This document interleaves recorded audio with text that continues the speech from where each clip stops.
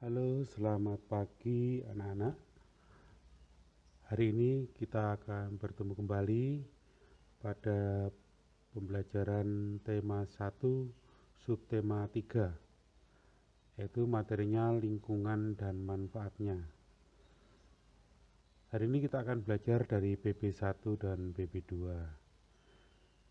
Dari bacaan yang judulnya Gerabah dari Pulau Madura, itu sudah Pak Heri tampilkan beberapa gambar.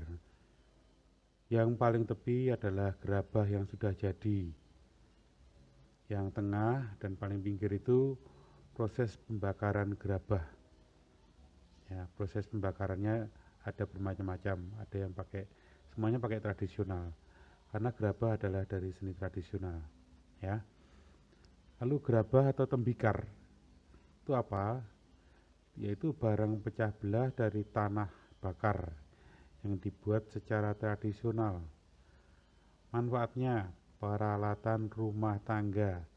Biasanya kalau kalian beli gudeg, nah itu ada yang dari gerabah, ada kuali kecil itu, ya. Lalu untuk ibadah, biasanya untuk membakar kemenyan yang kebul-kebul itu, ya. Kemudian juga untuk penguburan mayat. Lalu alat-alatnya, alat-alat pembuatan gerabah itu adalah itu meja putar, ada kawat, ada kuas, ada pisau pahat tentunya untuk membentuk, ada kayu giling, dan pembakar yang terakhir itu. Ya, itu untuk gambar pertama. Nah, sekarang kalian lihat di slide yang kedua ini alat-alat pembuatan gerabah. Yang paling atas itu adalah yang dibuat secara tradisional. Itu bawahnya itu untuk kakinya itu untuk memutar. Secara tradisional kan dari memutar lewat kakinya. Kemudian yang di bawah itu sudah pakai mesin, jadi tidak perlu menggunakan kaki untuk memutar. Jadi itu sudah berputar secara otomatis. Nanti yang mesinnya, kakinya yang di tanah itu nanti akan dipakai untuk memperlambat atau mempercepat putaran gerabah. Di gerabah dibentuk di lingkaran itu, ya, di lingkaran itu diletakkan itu nanti dibentuk di situ. Kalau yang pakai modern lebih mudah, tidak banyak mengeluarkan tenaga. Tapi kalau tradisional masih banyak mengeluarkan tenaga karena memang ya secara tradisional. Itu ya. Baik, sekarang kita ke slide yang ketiga. Nah, slide yang ketiga ini untuk menjawab dari buku tema halaman 127. Di Ayo Menulis itu ada perintah berdasarkan bacaan di atas, temukan ide pokok masing-masing paragraf. Nah, Pak Heri sudah menuliskan di situ. Ada 11 paragraf. Sekarang kamu lihat paragraf yang pertama. Ide pokoknya adalah salah satu di antara warisan karya budaya yang sangat tua, luas persebarannya dan mampu bertahan hingga sekarang adalah gerabah, yakni barang pecah belah dari tanah bakar yang dibuat secara tradisional. Nah, lalu kamu buka sekarang halaman 124. Ternyata di halaman 124 di bacaan gerabah dari Pulau Madura, ide pokoknya ada di mulai baris pertama. Mulai baris pertama. Ya. Sama toh? Kamu lihat itu, lihat secara teliti. Ya, ternyata ide pokoknya di situ. Begitu juga di paragraf kedua. Paragraf kedua juga sama. Ide pokoknya pada kalimat yang pertama, pada situs-situs kebudayaan dan purbakala, dan seterusnya sampai penguburan mayat titik itu. Ya, kita lihat ide pokok yang paragraf ketiga, ternyata juga sama. Begitu juga alinea yang keempat. Ya, alinea kelima sama. Nah, sekarang yang alinea keenam malah lebih singkat. Memang tidak semua daerah di Pulau Madura, di Madura menghasilkan gerabah. Alinea ketujuh juga kalimat yang pertama. Alinea 8 sama juga kalimat pertama. Tapi tidak semua ide pokok ada di kalimat pertama ya. Itu sampai ke alinea 8. Nah, sekarang kita ke slide yang keempat. Ternyata anak-anak, ide pokok semuanya di situ ada di alinea di baris kalimat yang pertama. Itu alinea 9. Adapun proses pembuatan gerabah dan seterusnya.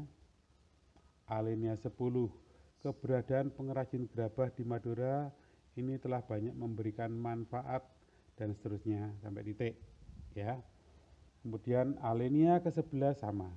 Meski gerabah masih tetap diproduksi, tetapi dalam perkembangannya dihadapkan pada produk-produk modern. Ya, itu ide pokoknya. Perhatikan baik-baik ya, sehingga nanti kalau ada tugas untuk menentukan ide pokoknya kalian bisa melihat di situ. Kebanyakan memang di alinea di kalimat yang pertama. Kalimat berikutnya adalah pengembangan. Itu ya, jelas? Baik, sekarang dilihat di halaman 129. Ayo berlatih. Kamu sudah bisa menentukan ide pokok dari sebuah bacaan. Sekarang mengembangkan ide-ide pokok tersebut. Itu ide pokok yang Pak Heri tulis di situ, tanah liat banyak kegunaannya, harus dikembangkan di kolom sampingnya. Itu sudah Pak Heri tulis, itu sebagai contoh. Kalian bisa mengembangkan dengan kalimat sendiri, tidak harus seperti itu. Malah kalian bisa mengembangkan lebih banyak kalau kalian banyak membaca. Tanah liat banyak banyak kegunaannya. Nah, misal ya, tanah liat merupakan salah satu jenis tanah yang banyak manfaatnya. Tanah liat di tempatku dijadikan sebagai pembuatan bata merah yang digunakan untuk membangun rumah. Nah, misalnya seperti itu. Ya, tapi kemudian di kolom yang kedua, proses pembuatan gerabah dari tanah liat. Nah, kalian bisa browsing. Kalimatnya bisa kalian pakai sendiri. Tidak ada yang salah. Tidak ada yang salah. Sesuai dengan yang kalian baca. Kalimatnya juga tidak harus sama. Ya. Kemudian macam-macam peralatan yang terbuat dari tanah liat. Itu ada contohnya cangkir, teko, kendi, asbak, cobek tahu toh? Ulek-ulek, lemper, ya, vas bunga. Nah, itu untuk di halaman 129. Nah, sekarang kita belajar ke PB2 halaman 132. Di halaman 132 masih tentang bacaan tentang gerabah, ya. Bisa kalian baca pelan-pelan.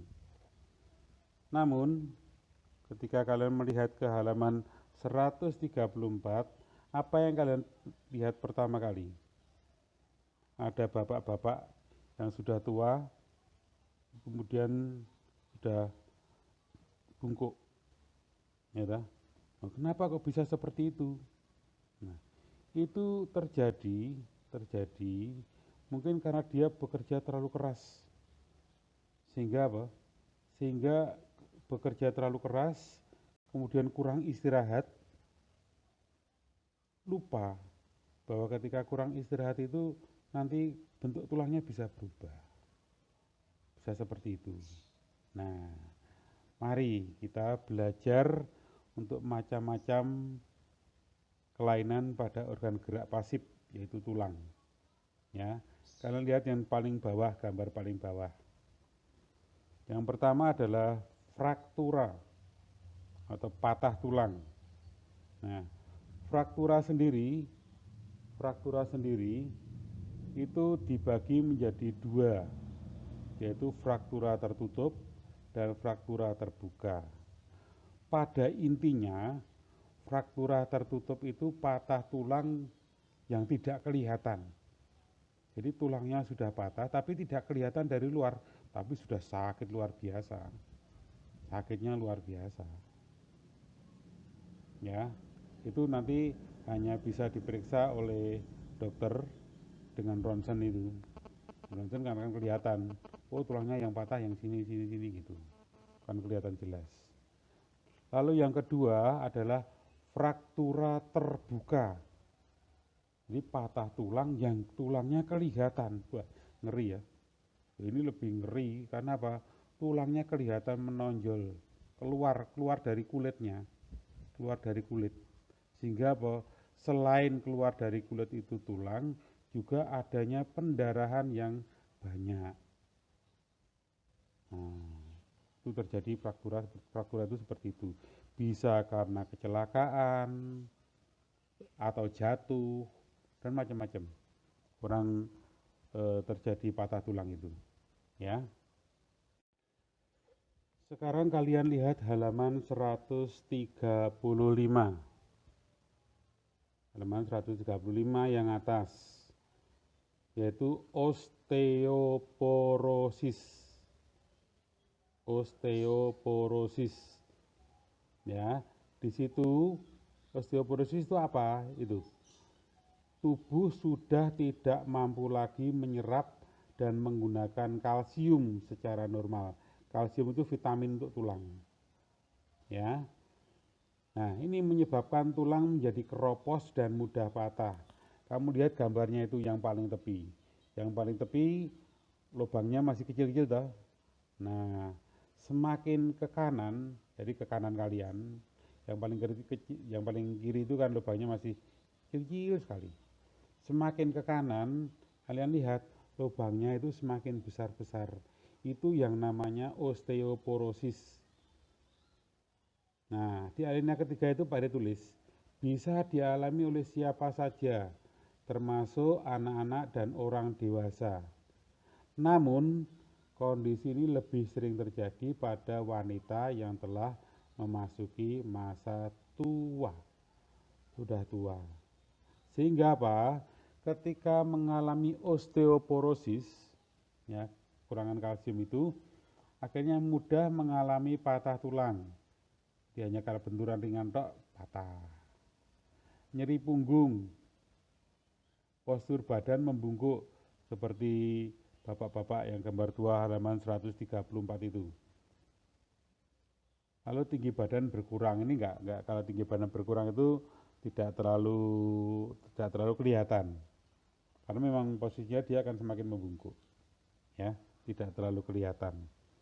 Itu yang osteoporosis. Nah, sekarang kita belajar tentang fisura atau retak tulang. Nah, tulangnya retak. Kelainan pada tulang karena terjadi keretakan akan tapi tulangnya retak. Masih bisa disambung lagi. Masih bisa. Terutama kalau anak-anak yang masih muda-muda, masih masa pertumbuhan itu bisa, tapi jangan sampai terjadi. Ya, jangan sampai terjadi. Gejalanya bisa dilihat di situ. Terjadi perubahan bentuk pada anggota badan yang patah. Jadi nggak patah klek, enggak, masih retak-retak gitu. Ya, tapi sakitnya luar biasa. Ya, apalagi ditekan. Jadi misalnya yang tangan yang retak gitu, pas tulangnya itu ditekan, waduh sakitnya luar biasa. Bengkak itu, ciri-cirinya bengkak disertai memar. Memar itu warna kulitnya jadi agak kemerah-merahan gitu.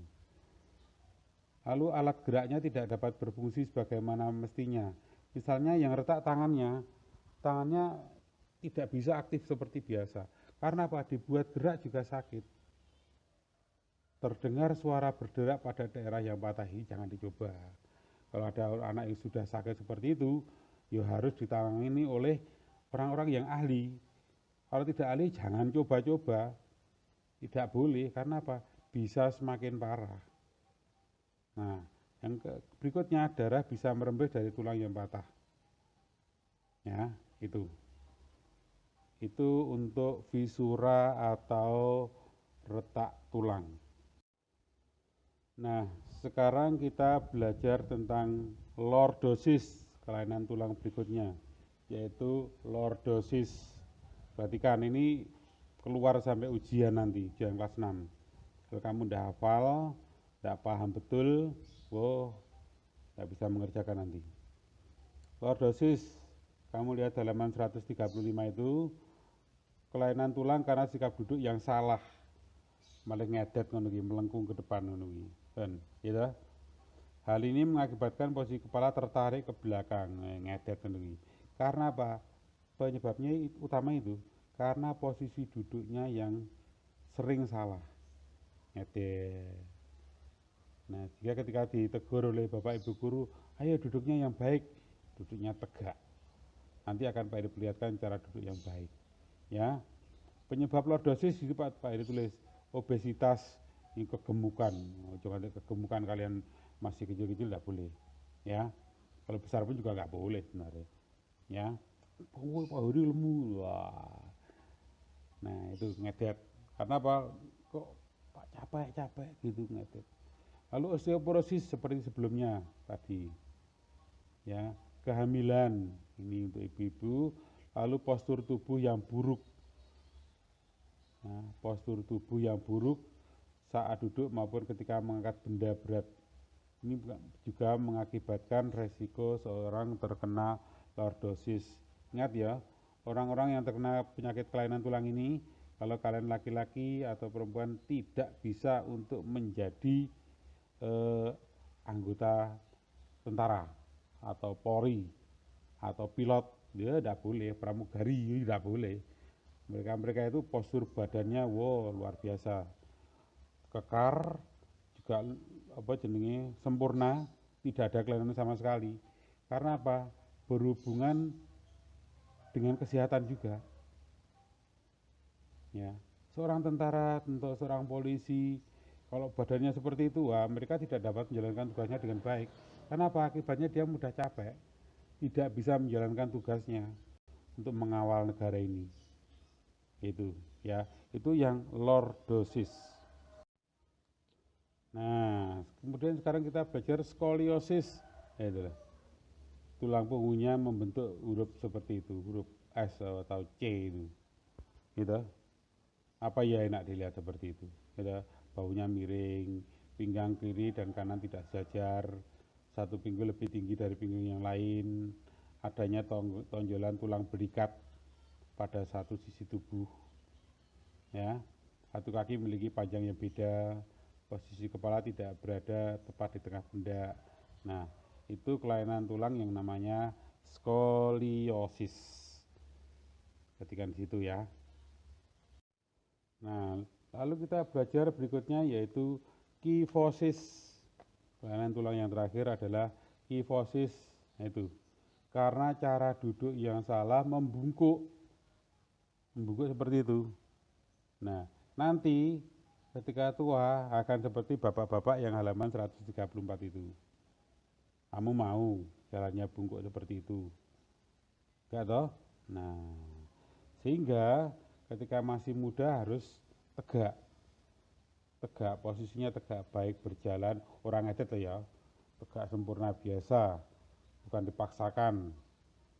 Nah, kalian lihat di situ, penyakit kelainan pada tulang belakang yang menyebabkan tubuh penderita melengkung ke depan, melebihi batas normal atau bungkuk. Ini postur tubuhnya menjadi buruk, radang sendi, panggah, osteoporosis lagi. Nah, ini menimbulkan rasa lelah serta nyeri dan kaku pada punggung, ya. Lorotanan itu, kamu lihat bapak-bapak itu tangannya kan ke belakang juga, ya. Kasihan kan? Nah, sekarang Pak Heri penuhi janji Pak Heri tadi. Cara duduk yang benar. Cara duduk yang benar sehingga tidak terjadi lordosis, skoliosis maupun kifosis. Itu lihat Pak Heri sudah berikan gambar di situ, lalu syarat-syaratnya sudah ada. Duduk dengan posisi dengan tegak, lurus dengan punggung kursi.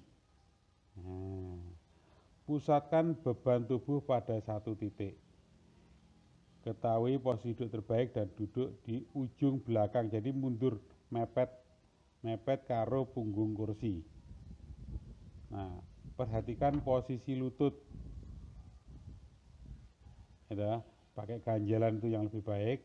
Nah, setiap 30 sampai 45 menit melakukan peregangan, berdiri dulu sebentar, peregangan otot-ototnya, ya. Posisikan tangan senyaman mungkin. Nah, kamu lihat ya, itu ada anak yang duduk dengan baik, jarak mata dengan tulisan juga cukup jauh, ya, tidak terlalu dekat, sehingga aman di mata juga, ya. Bukunya dan pulpennya juga tepat di depannya, tidak diletakkan di samping sehingga ketika menulis agak serong, ya. Jangan puntir punggung saat mengambil sesuatu, ya. Lebih baik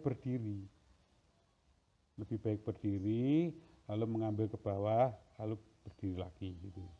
Nah, yang terakhir, jangan lupa minum yang cukup, bukan banyak ya, tapi minum yang cukup. Karena apa? Orang yang duduk itu dia butuh minum yang cukup, terutama kalian yang belajar pada ruang ber-AC. Itu minumnya harus cukup daripada yang berada di luar ruang ber-AC. Ya, itu. Baik, sekarang sebelum melanjutkan yang tugas, kita akan belajar sedikit tentang komik. Kamu lihat di buku halaman 141. Kita belajar tentang komik. Komik apa? Yaitu kumpulan gambar yang berjajar dan dilengkapi dengan sedikit teks untuk memperjelas pesan komik. Jadi gambarnya yang jelas, tapi teksnya sedikit. Itu ada jenis-jenis komik, ada Pak Eri tulis itu. Ada kartun komik, ada komik potongan, jadi penjelasannya sedikit itu. Komik tahunan diterbitkan setiap bulan sekali atau 1 tahun sekali. Komik online berarti ya melihat di online, di webnya. Lalu komik ringan, lalu buku komik yang berisikan gambar dan tulisan yang membentuk cerita dan kemudian dikemas menjadi sebuah buku. Untuk komik kita akan belajar nanti, ya. Ini sebagai awal dulu. Nanti ya. Baik, untuk tugas hari Senin tanggal 2 Agustus sudah Pak tulis, menentukan ide pokok dari bacaan posisi dan sikap duduk yang benar dan salah. Itu kamu lihat di halaman 137. Di buku tema halaman 137, ya. Kemudian dikerjakan di catatan. Kolomnya sudah ada contoh di halaman 138 sampai dengan 139. Kolomnya tidak usah diwarnai seperti itu. Buat kolomnya seperti itu aja. Pak, apakah 3 baris seperti itu? Tidak sesuai dengan yang kamu tulis.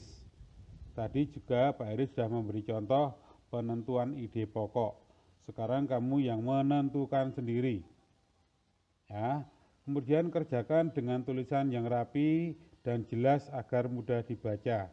Ingat ya, mulai minggu ini tulisan yang tidak jelas, tidak rapi akan kami suruh untuk mengulang lagi. Jadi tidak ada lagi pertanyaan, Pak tulisannya saya bisanya seperti ini, tidak ada. Ya, tidak ada. Tulisan kamu tidak usah terlalu cepat. Tulis yang biasa tapi rapi dan bisa dibaca. Juga karena kemarin Pak Eri juga menemukan masih banyak anak yang menulis dengan huruf kapital yang salah. Coba kamu lihat di yang catatan itu, yang C itu, ya. Kerjakan dengan tulisan yang rapi dan jelas agar mudah dibaca. Tapi ada juga anak yang menulis kerjakan itu memang huruf besar benar, tapi dengan D-nya juga huruf besar. tulisan T-nya huruf besar, yang Y-nya huruf besar, rapi R-nya huruf besar. Nah, itu kan salah. Ya, kerjakan dengan tulisan yang benar, rapi. Ya, sehingga kalian tidak perlu mengulang-ulang lagi. Jelas ya? Pak, tulisan saya jelek. Tidak ada tulisan jelek. Semua tulisan baik kalau mau berusaha. Ya, buat kolomnya seperti halaman 138 sampai dengan 139. Oke, selamat mengerjakan. Tuhan memberkati.